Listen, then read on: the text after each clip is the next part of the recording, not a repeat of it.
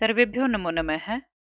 आज की जो हमारी वीडियो है वो आपकी सेकंड ग्रेड का जो सिलेबस है आरपीएससी ने जारी किया है उसके ऊपर है कि 2018 का जो सिलेबस है और 2022 का जो सिलेबस है उसमें अंतर क्या है, ये हम आपको ये बताने वाले हैं यहाँ पे। और फिर इसके साथ ही हम जो आपका सेकंड ग्रेड का सिलेबस है उसकी तैयारी शुरू कर देंगे। टॉपिक वाइज नंबर से उसकी वीडियोज आएंगी, तो आप हमारे चैनल को ज़रूर सब्सक्राइब कर लीजिए ताकि आपकी जो टॉपिक है वो आसानी से क्लियर हो जाएं। तो अभी हम इसको देख लेते हैं कि इसमें चेंज क्या हुआ है। सबसे बड़ी बात कि सिलेबस में चेंज क्या हुआ है। तो सबसे पहला पार्ट जो आपका था वो माध्यमिक और उच्च माध्यमिक स्तर का जो आपका ये पार्ट है, पहले यहाँ पे मार्क्स लिखे हुए थे 180, ठीक है। अब की बार ये मेंशन नहीं है। क्यों नहीं है? शायद इसलिए नहीं है क्योंकि इसमें 10 नंबर जो प्रश्न था वो प्रश्न अब यहाँ पे नहीं है, वो उसको स्नातक स्तर पे डाल दिया है। जो माध्यमिक और उच्च माध्यमिक स्तर पे था उस प्रश्न को 10 नंबर जो प्रश्न था उसको अब स्नातक स्तर पे डाल दिया। देख लेते हैं वो कौन सा प्रश्न है। उससे पहले हम पहले के टॉपिक देखते हैं। तो पहला प्रश्न आप देखिए, पहले प्रश्न में क्या चेंज है, ठीक है। तो पहला प्रश्न आप देखेंगे, जो आपका पहला प्रश्न है संज्ञा प्रकरण का, उसमें आपके एक ही चेंज है, बाकी सारे इत, संयोग, संहिता, सवर्णम, उदात, अनुदात, स्वरित, उच्चारण स्थान और पदम ये सेम टू सेम है। यहाँ पर से प्रयत्न, प्रयत्न का जो टॉपिक था वो हटा दिया है, ठीक है। प्रयत्न का टॉपिक इसमें से हटा दिया है, 2018 में था। संधि का जो टॉपिक है, संधि में किसी तरह का कोई चेंज नहीं है। संधि यही थी सारी, यूं की यूं, अच संधि, हल संधि और विसर्ग संधि में यही सारे सूत्र आपको उस टाइम भी करने थे और अभी भी करने हैं। समास में भी सेम है, नो चेंज, कोई परिवर्तन नहीं है। अगर आपको सिलेबस नहीं मिल रहा तो आपको स्क्रीन पे बहुत अच्छे से ये दिख रहा होगा, तो आप यहाँ से पूरा सिलेबस भी देख सकते हैं, ठीक है। उसके बाद आपका चौथा प्रश्न है, ठीक है, प्रत्यय का आपका प्रश्न है ये, और प्रत्यय के प्रश्न में भी कोई चेंज यहाँ पे नहीं है, ठीक है।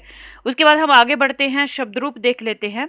शब्द रूप और धातु रूप में कुछ परिवर्तन है, ठीक है। शब्द रूप में जो शब्द रूप हटाए गए हैं वो मैं यहाँ पे लिख रही हूँ, वो आप देख लेंगे एक बार, क्योंकि आपने तैयारी तो पहले से ही शुरू कर दी होगी ना, तो फिर उन शब्द रूप को आप छोड़ दीजिएगा। तो मैं यहाँ पे मेंशन कर रही हूँ जो जो शब्द रूप हटाए हैं। एक तो सखी का शब्द रूप जो है वो हटा दिया है, ठीक है। दूसरा, यहाँ पे जो राजन का शब्द रूप है ना, इसकी जगह पे था पहले आत्मन, ठीक है। इसकी जगह पे पहले आत्मन था, अब आत्मन को हटा दिया है, आत्मन की जगह पे आ गया है राजन, ठीक है। उसके बाद ये जो स्त्रीलिंग वाले शब्द रूप हैं आपके, स्त्रीलिंग वाले शब्द रूप, इसमें एक स्त्री का शब्द रूप था, ठीक है, वो भी अब नहीं है, ठीक है। आप समझ रहे होंगे मैं क्या कहना चाहती हूँ यहाँ पे। उसके बाद आपके फलवारी मधु सेम है, अस्मद, युष्मद, तत्, इदम, ठीक है। अस्मद, युष्मद, तत् और इदम में सर्व का शब्द रूप जो है वो हटा दिया है, ठीक है। मैं यहाँ पे लिख देती हूँ, सर्व का जो शब्द रूप है वो आपका हटा दिया है। 2018 के सिलेबस में आपके सर्व का शब्द रूप था। उसके साथ ही नपुंसक लिंग के जो कुछ शब्द रूप था, एक जगत, फलवारी मधु में एक जगत शब्द रूप भी था इसके साथ में, वो भी हटा दिया है, ठीक है। ये भी यहाँ से हटा दिया है। आत्मन का, जगत का, सखी का और स्त्री का और सर्व, मतलब सारे जो शब्द रूप है ना, यहाँ पे 5 दे रखे हैं, उनमें से पांचों में से एक एक शब्द रूप हटा दिया है, ठीक है। इस तरह से आप समझ सकते हैं। अब इसके बाद आगे बढ़ते हैं धातु रूप में। तो धातु रूप में काफी चेंज मुझे लग रहा है कि कई सारी धातु जो हैं वो हटा दी हैं। तो छठा प्रश्न है आपका धातु रूप का, 5 लकार आपको इसमें पढ़ने हैं। तो मैं पहले तो ये बता देती हूँ कि जुड़ी कौन सी धातु है। नई नई धातु आपके आई हैं, एक तो पट धातु आई है, नई धातु, ठीक है। 2018 के सिलेबस में ये नहीं थी। उसके बाद आपकी है स्था धातु, स्था धातु भी आपकी नई आई है यहाँ पे। और फिर है अस धातु, अस धातु भी नई जुड़ी है, ठीक है। और हटाई कौन कौन सी धातु है वो मैं यहाँ पे मेंशन कर रही हूँ, तो आप उसको नोट कर लेना। इसके सामने धातु रूप के सामने मैं लिख देती हूँ, ईश धातु, जो इच्छा करना धातु होती है, इच्छा करना इसका मीनिंग होता है। त्यज धातु हटा दी है, ईश धातु हटा दी है, त्यज धातु हटा दी है। वृत्त, ठीक है, वृत्त आत्मनेपदी में होती है। श्रु धातु हटा दी है।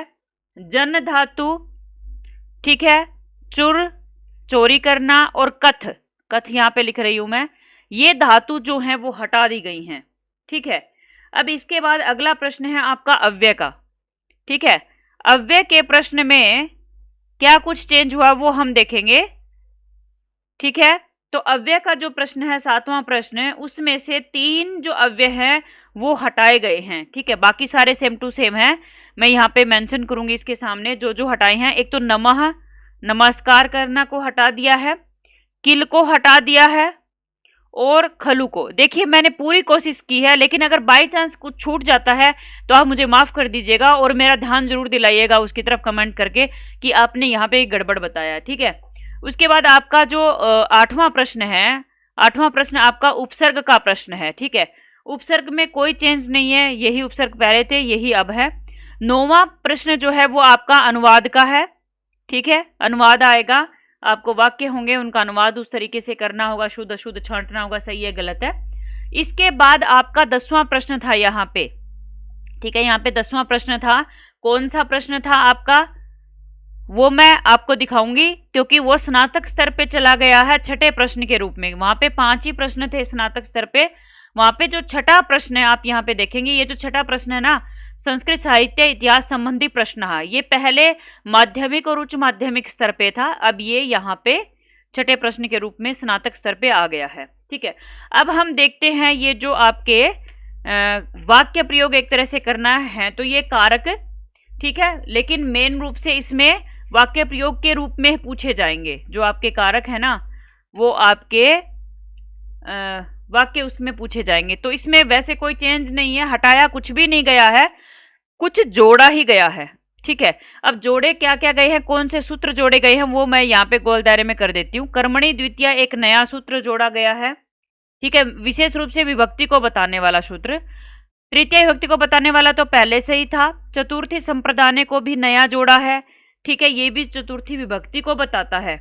उसके बाद पंचमी विभक्ति को बताने वाला सूत्र भी नया जोड़ा गया है, पहले नहीं था ये 2018 के सिलेबस में।